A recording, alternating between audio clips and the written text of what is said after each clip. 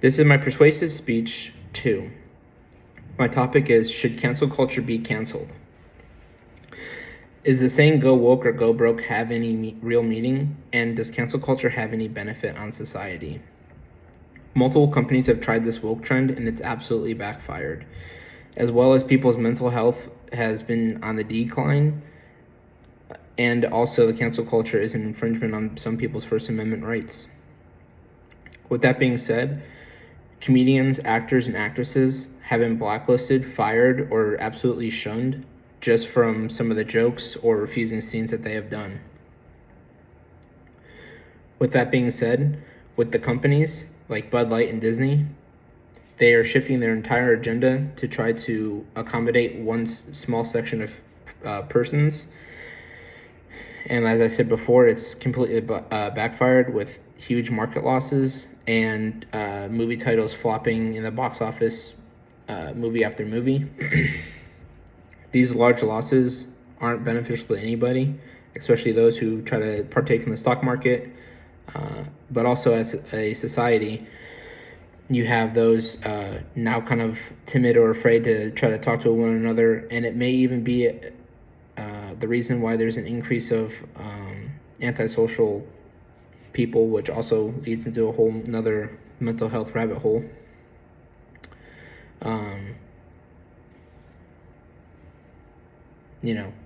Companies have suffered from the wokeness, mental health, people's rights being infringed, all really big issues just because people want to be in a safe space. A lot of the issues that have risen from the entire movement have been strictly negative, as I have previously stated. Entire companies shifting their belief. Disney should be marketing the parents who are in control of the TV. If it has something that's not in their belief, then obviously they're not going to want to introduce that to their children. People unable to speak freely to one another, like I had previously stated. And any of the positives with this cancel culture would most definitely outweigh all of the negatives that I've been stating. Some of the benefits to the cancellation of cancel culture will have better mental health state in general. With this agenda not being shoved down everybody's throat, it feels like people would finally be able to breathe again, especially the large division that it's caused, at least in the United States alone, because Disney and Bud Light are global companies. Like when I was in Thailand, they had Bud Light somehow, and Heineken. So they have global influence, but more specifically for the United States, it's starting, that I've noticed, it's been starting to divide people on a large scale.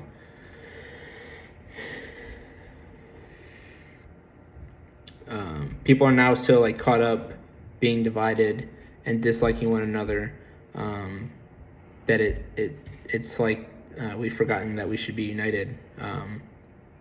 It's the United States, not the safe states or anything like that. After the 9/11 attacks, with the first baseball game with the Mets and the Braves in New York.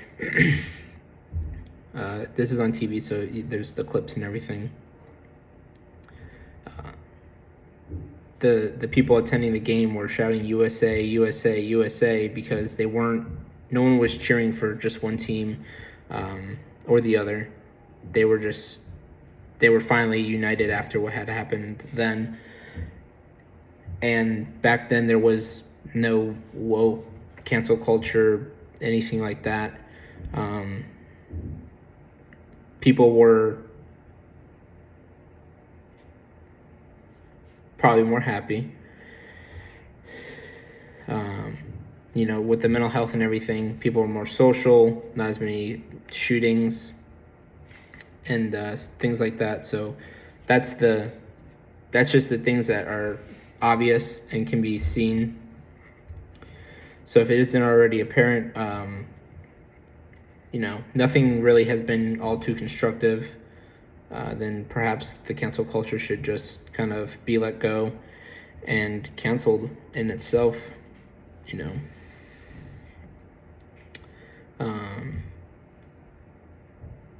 That way we would be able to kind of go back to a united folk, and hopefully some of the things I mentioned earlier will reinforce either your current stance, or if not, then maybe you can see a slight difference in what you may or may not believe.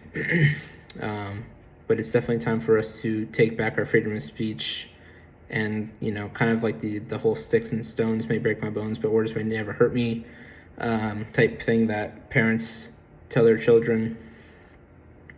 But it's time to finally come back together as one and unite. Thanks for listening.